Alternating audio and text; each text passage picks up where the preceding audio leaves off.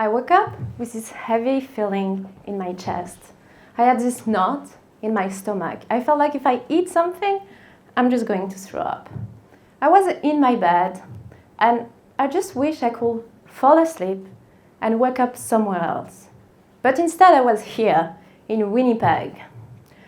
On Instagram, it looked cute, but in reality, there were no little cute coffee, no charming corners to explore. Winnipeg was a city for cars.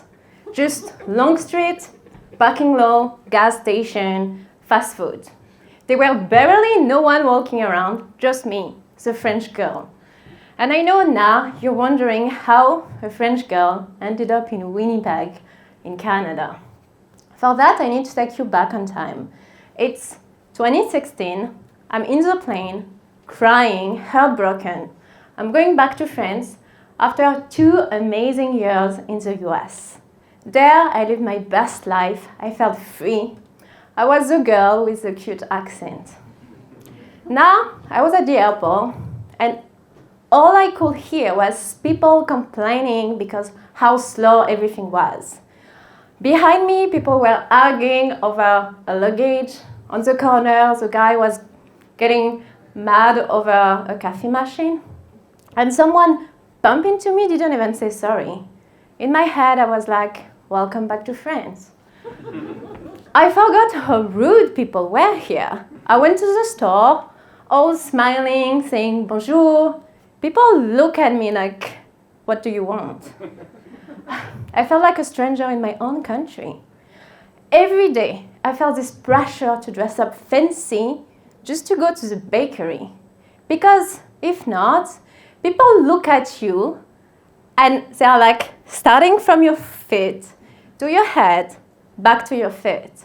When in the US, I could just wear a pajamas to go to the store, and people might say, cute pants. After years back in France, I was walking on the street, and this guy stopped me. He said, oh, you're hot. Do you have a boyfriend? I looked at him. I felt the frustration inside me. But I had to answer politely, so I said yes. He looked at me, smiling, and said, great, I'm not jealous. I felt so unsafe. After years, I just started to hate my country. The rudeness, the aggressivity, the insecurity. So I told myself, next time I leave, I will not come back. And I picked Canada, where people are so friendly, they say sorry for everything, and they don't dress up so well, so no pressure on that side. I got a 2-year visa. And of course, as a proper French girl, I went to Montreal. But after a year, all I could see was women wearing fancy jackets when it's minus 40 degrees, people saying their French are way better. I even heard Canadians say, you know, at work I need to be careful when I speak because my coworkers don't understand me. Yes, there were an invasion of French people. We were everywhere. And I didn't leave my country to find France 2.0. No, I wanted to be far away from my people. So of course, I picked the place that nobody picked. No one even heard about it. And I'm sure maybe you don't know where it is. Yes, I picked Winnipeg. And it wasn't as I expected, but now I only had 1 year left on my visa. No time to explore, to change city. No, I wanted to apply for the permanent residence. And it was supposed to be easier there. So I was committed. I was ready to make Winnipeg my home. I would not go back to France. But after 8 months, I was on the process for my permanent residence, and it felt like Canada didn't want me. The war happened in Ukraine, everything got delayed. Now I had 2 months left on my visa. My only option was to ask my manager for a work permit. So here I was, behind the door of my manager's office. I took a deep breath in, even though I was quite optimistic. I mean, I was a good employee, I spoke French and English, my coworker loved me.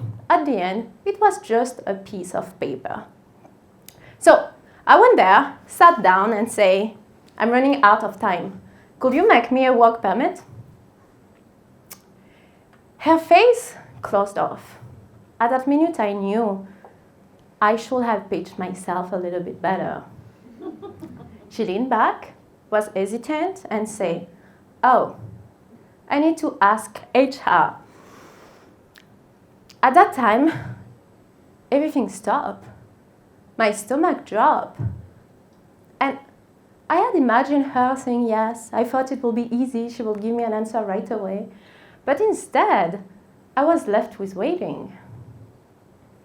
And I didn't have time.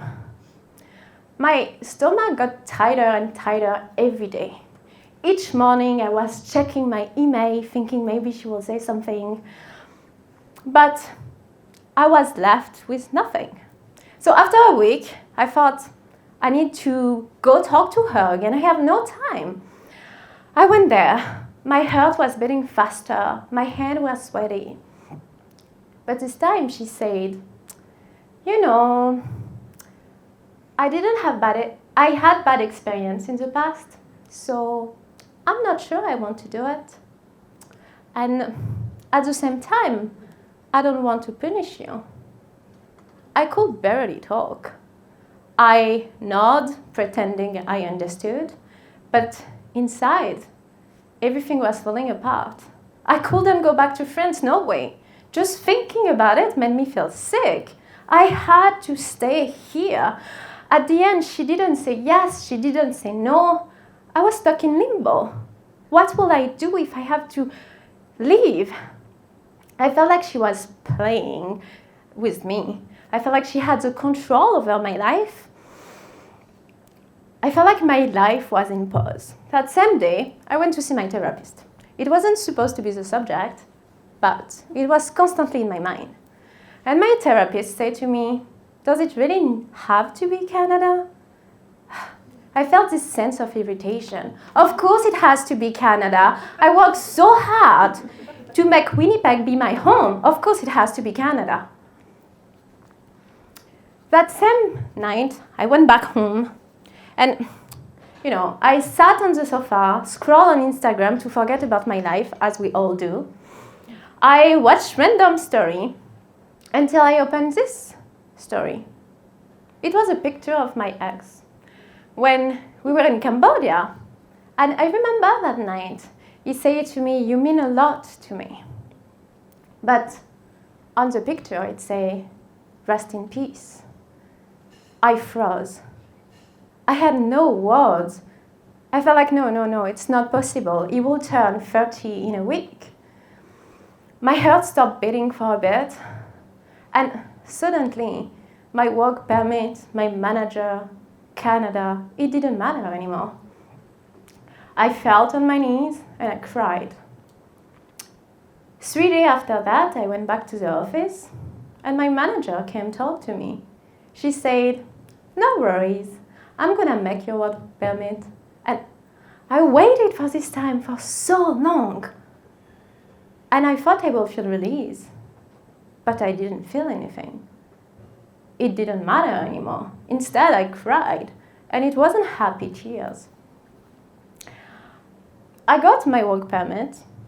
I stayed 6 months more in Canada. But I kept remembering that time when my ex was about to take a big decision, and I said to him, if you die tomorrow, what will you regret? So I quit my job, I left, because at the end, Canada wasn't my dream.